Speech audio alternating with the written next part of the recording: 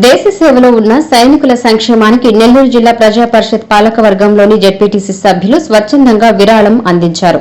అలా వచ్చిన మొత్తాన్ని 182,116 రూపాయలను చెక్కు రూపంలో జెడ్పీ చైర్పర్సన్ ఆనం అరుణమ్మ సైనిక సంక్షేమ శాఖ అధికారికి అందజేశారు.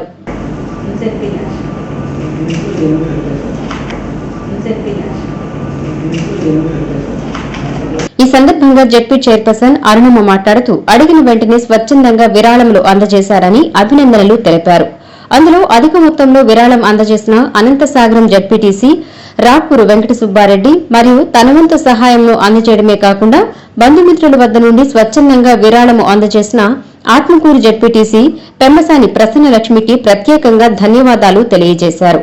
సైనికుల త్యాగాలు అమూల్యమైనవని, దేశ సరిహద్దుల్లో నిరంతరం కాపలా కాస్తూ ప్రజల భద్రత కోసం ప్రాణాలను సైతం అర్పిస్తున్నారని కొనియాడారు.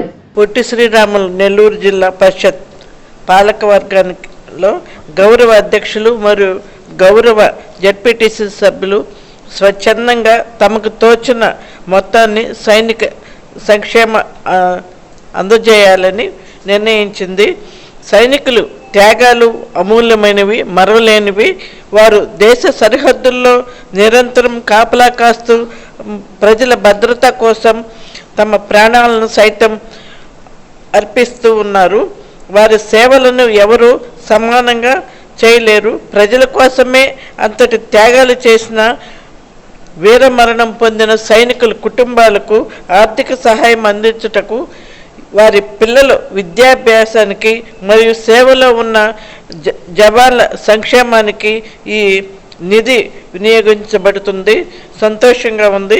అందువల్ల ప్రతి పౌరుడు ప్రతి సంవత్సరం తనకు తోచినంత ఆర్థిక సహాయాన్ని స్వచ్ఛందంగా అందించుటకు ఒక బాధ్యతగా భావించవలసిందిగా మనవి చేస్తున్నాం.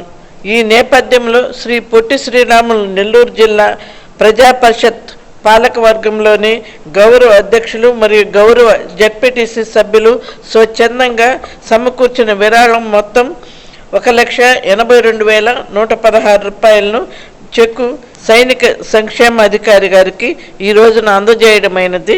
ఈ కార్యక్రమంలో గూడూరు జెడ్పీటీసీ ఊటుకూరి యామిని, జిల్లా ప్రజా పరిషత్ సీఈఓ ఎల్ శ్రీధర్ రెడ్డి ఇంకా పలువురు అధికారులు ఉన్నారు.